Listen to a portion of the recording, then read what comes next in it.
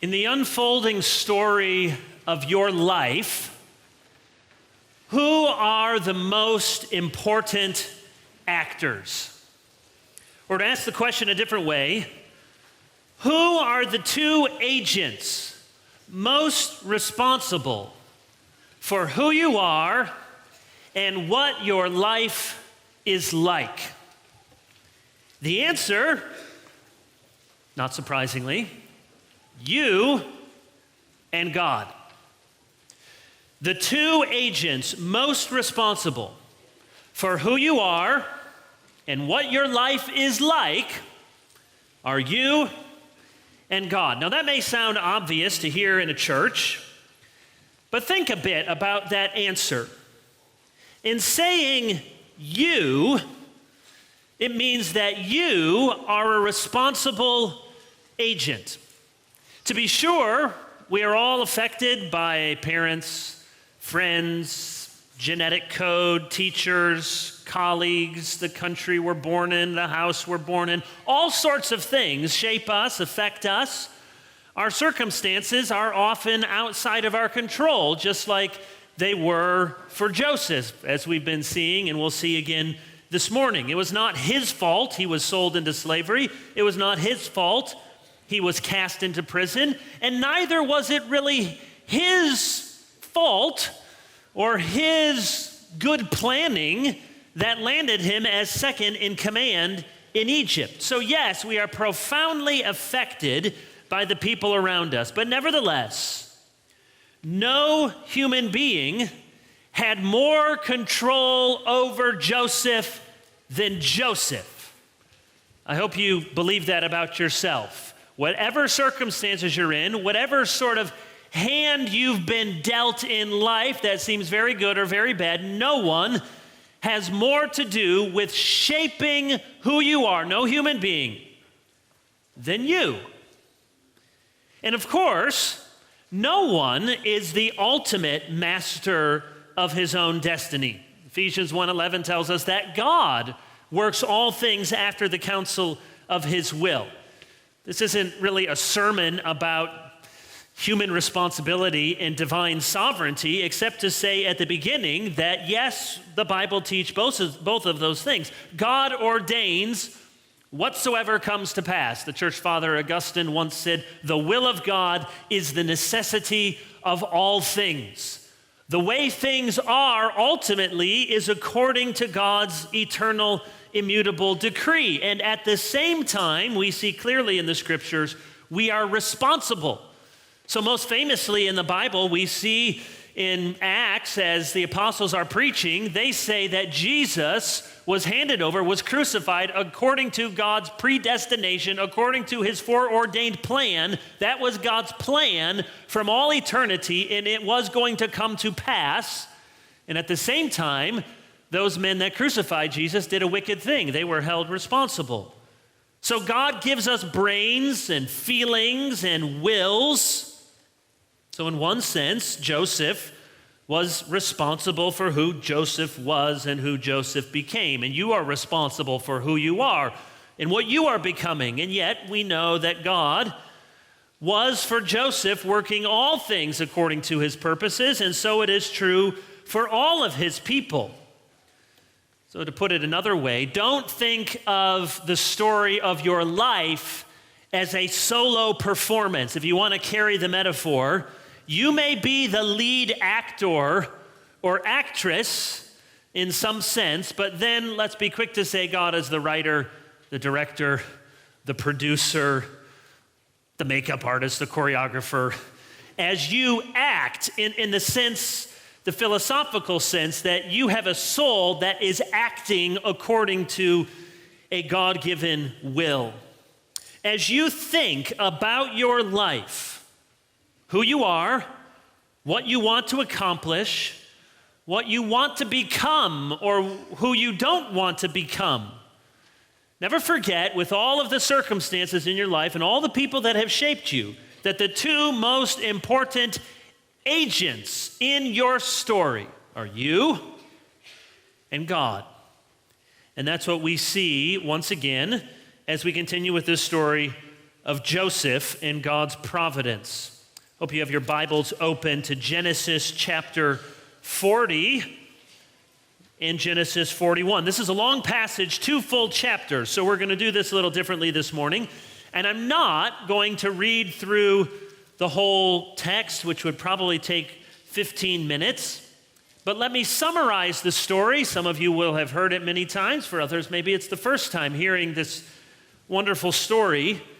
Let me summarize it, and then in the course of the preaching, we'll go back and look at specific verses. So you do want to have your Bibles open to Genesis chapters 40 and 41. But let me summarize what happens. If you remember from chapter 39, Joseph was a slave for this Egyptian master Potiphar, and the Lord was with him, and so Joseph was successful in whatever he did. So much so that Potiphar put him in charge of his entire house. Things were going very well for Joseph until Potiphar's wife entered the picture, because Joseph was well built and handsome, and his master's wife wanted to sleep with him, and he refused her advances day after day until finally she grabbed hold of him and said, "Come to bed with me." And Joseph did what any man should do in that situation: run as fast as you can and don't look back. But he did just that, and now Potiphar's wife was standing there with the cloak, which seemed to be incriminating evidence. So she lies. She tells everyone Joseph was the one trying to sleep with her, and her plan works, and Joseph ends up in prison. That's chapter 39. Bringing us to chapter 40. But again, here in chapter 40, the Lord is with Joseph. And he still is the same man. He still has the same gifts. And just as he managed Potiphar's household well, he gets to prison and he manages the prison. This man has tremendous gifts for organization and administration. And so the warden puts Joseph in charge. This arrangement goes on for some time. We don't know the exact chronology, but by the time we get into chapter 40, Joseph has been in slavery or prison for 10 years. And so Joseph meets in chapter 40 two new men in prison: Pharaoh's cupbearer and Pharaoh's baker. And each of these men have a dream, and Joseph interprets. The cupbearer's dream is good news. In 3 days, he's going to be restored to his old position. The baker's dream, on the other hand, is bad news. In 3 days, his head will be lifted up from his neck. Very dramatic twist there. Sounds good. It's really bad. He's going to be hanged. Things happen just like Joseph said they would happen. But it doesn't do much good, because the cupbearer, whom Joseph had helped and shown kindness, he forgets about Joseph. You see that at the end of chapter 40, verse 23. Yet the chief cupbearer did not remember Joseph, but forgot him. Into chapter 41, 2 more years pass by, and now Pharaoh has a dream. We'll come back to this in a little bit, but notice how dreams in this story come in pairs.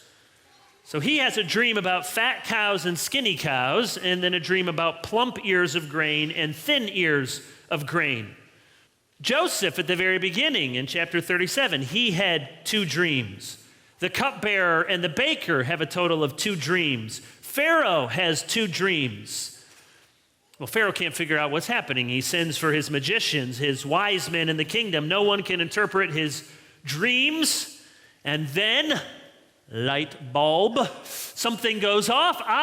The cupbearer remembers. That's right, I forgot 2 years ago there was this young Hebrew guy in prison, and he can interpret dreams. I can't believe I forgot all about him. And so Pharaoh sends for Joseph. Bring him here to interpret my dream. And Joseph does. He says, Pharaoh, your 2 dreams mean the same thing. Egypt is headed for 7 years of plenty, followed by 7 years of famine. And Joseph goes one step farther, not only interpreting the dream, but laying out counsel for Pharaoh. He says, here's what you should do. You should start taking 20% of the harvest and appoint commissioners over the land, and you should find a wise and discerning man to be your project manager. And so Pharaoh likes this plan a lot. and whether Joseph was angling to be the man, or as sometimes happens in committees, hey, that's a great idea you just gave. You should do it. He says, all right, that's a brilliant idea. I put you in charge. So Joseph is in charge of this project. He becomes second in command over the great empire of Egypt at 30 years old. We read that he gets married to a local girl. He has some kids. They enjoy 7 abundant years, just as Joseph predicted, and then 7 years of famine, as he also predicted. And we end with all of Egypt, and after that, the whole world at Joseph's feet to buy grain. Look at the last verse in chapter 41. Moreover, all the earth came to Egypt, to Joseph, to buy grain because the famine was severe over all the earth. You may remember in chapter 37, Joseph's initial 2 dreams about these sheaves bowing down to him. Well, soon it will be his family. Here it's Egypt, and the whole world is coming to Joseph, the man who was thrown into a pit to die, sold into slavery, betrayed by his master's wife, forgotten in prison, and now second in command in all of Egypt, with the whole world bowing before his feet. How do we make sense of these stories, of this aspect of Joseph's life, from the pit to the penthouse, as it were? Remember what I said at the very beginning. The 2 actors, or the 2 agents most responsible for who you are in your life, you and God. And we get important lessons for us in living out our lives from looking at Joseph and God in Joseph's life. So that's our big picture outline. Very simple. We're going to look at Joseph and what he does and who he is, and then we're going to look at God and what he does. And this will help us as we think about who we ought to become and who we are in light of God's providence. So number 1, Joseph. Joseph is the most exemplary character in Genesis. Don't you think that's true? There's lots of famous people in Genesis, and Abraham, Isaac, and Jacob, and Sarah, and Rebekah, and Rachel, and Leah. Noah was a man of righteousness. But from start to finish, the most exemplary character, can make a very good case, is Joseph. And the point of this section is to show that. So have your Bibles open. Look at chapter 41, verse 39. Pharaoh said to Joseph, God has shown you all this. There is none so discerning and wise as you. You could put that as a banner over these 2 chapters. Joseph, there is no one as discerning and wise as Joseph. If you look at the verse just before it, Pharaoh said to his servants, verse 38, can we find a man like this in whom is the Spirit of God? Remember I said last week, the only person in all of Genesis about whom it is said that he or she has the Spirit of God. This is Joseph. And it's very obvious to the people around him that he has a special gift that comes from God for interpreting things. Go back to chapter 41, verse 13. And as he interpreted, this is the cupbearer talking about Joseph's interpretation of his dream. As he interpreted to us, so it came about. It happened just as he said. Eat your heart out, Bruno. He's got even a better power of prediction and prophecy. Not just wise to interpret the dreams, but then to come up with a plan and to execute that plan. Remember, Genesis, you can see, is the first book of the Bible. Moses wrote the first 5 books of the Bible: Genesis, Exodus, Leviticus, Numbers, Deuteronomy. And then there was obviously some person who kind of put the finishing touches on it. We know because Moses dies at the end of Deuteronomy, and so Moses didn't write about his own death. One of the things that we're trying to get from Genesis and this story in Joseph is an example of the sort of leadership that Israel needs and should follow. This line here in chapter 41 about Joseph being wise and discerning has a very deliberate parallel at the end of the Pentateuch. Pentateuch, first 5 books of the Bible. Turn to the end of Deuteronomy chapter 34. You can just see this for yourself. So Moses writes these 5 books, yes, to tell about the history of the world and its people, but remember, as he's getting to the end of his life and he's going to die, and he does die at the end of Deuteronomy 34, where are the people? They've been wandering. They're on the cusp of entering the promised land. So part of what these 5 books are to remind Israel, here's where you came from, and he's giving a picture of how they should conduct themselves moving forward. So look at Deuteronomy 34, verse 9.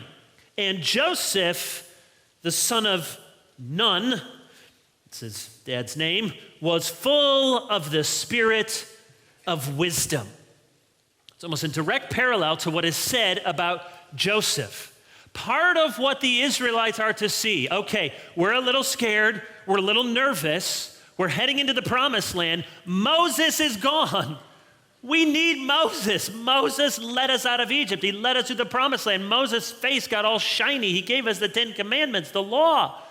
Moses is gone, but don't fear. Joshua is one, like Joseph, who has been given a spirit of great wisdom. This is the kind of leadership God's people should desire and should follow. Whatever leaders you have in your life, and it could be parents, teachers, pastors, whatever sort of Christian leaders you have in your life, here's a good simple prayer to add to your list. Pray that they would be people who are given by God's grace a spirit of wisdom and discernment. Not just knowledge or smarts or abilities, but wisdom and discernment. You see, Joseph is a precursor to Solomon and all of his wisdom. And he prefigures Daniel, especially, the interpreter of dreams in a foreign kingdom. This Joseph can see the purposes of God in the affairs of those around him. He is the prototype of the wise men to come, and ultimately of wisdom made flesh to come in the person of Jesus Christ. But not only does Joseph point us forward to the wise leaders who are to come, we're also meant to look backward and see that Joseph is a new and better Adam. Let me see if we can connect the dots here. Look at chapter 41, verse 26. Here's Pharaoh's dream. As Joseph said to Pharaoh, and he talks about it, this verse 26, the 7 good cows are 7 years, and the 7 good ears are 7 years. The dreams are one. It's the Hebrew word tov. Translated good, that's what it means, good. So you have a dream, Pharaoh, about good cows and good grain. Now look back up at verse 19. 7 other cows, this is earlier in telling the story, the dream, 7 other cows came up after them, poor and very ugly and thin. And the thin, ugly cows ate up the first 7 plump cows, but when they had eaten them, no one would have known that they had eaten them, for they were still as ugly as at the beginning. Now that's a fine translation to say ugly, but you could also be very literal and translate it, they were evil of appearance. And it's the usual Hebrew word for evil, ra. They were evil of appearance. And the other cows, they were tov, they were good of appearance. So what Joseph is able to do with Pharaoh's dream is quite literally have the knowledge of good and evil, to discern between tov and ra, between the cows of good appearance and the cows of evil appearance. And now where else have we heard this language? Well, it was the serpent who said, on the day that you eat of this tree in the garden, you will be like God, knowing good and evil. And of course, Adam grasped after that sort of knowledge in the wrong way. He wanted to eat this tree, which was symbolic of choosing for himself. It was a symbol of human autonomy. I can determine for myself what is good and what is evil. That's why it was a sin. But of course, to discern in itself good and evil is what we ought to do, to gain a heart of wisdom. So we see Joseph here doing in the right way what Adam grasped after in the wrong way, namely having the knowledge of Tov and Ra, the knowledge of good and evil. And if that's not convincing, just think about some of the other connections between Joseph and Adam. Adam has a wife provided for him. So does Joseph. Verse 45 of chapter 41. And he gave him in marriage Aseneth, the daughter of Potiphera, priest of On. So a wife is provided for him just like Eve was provided for Adam.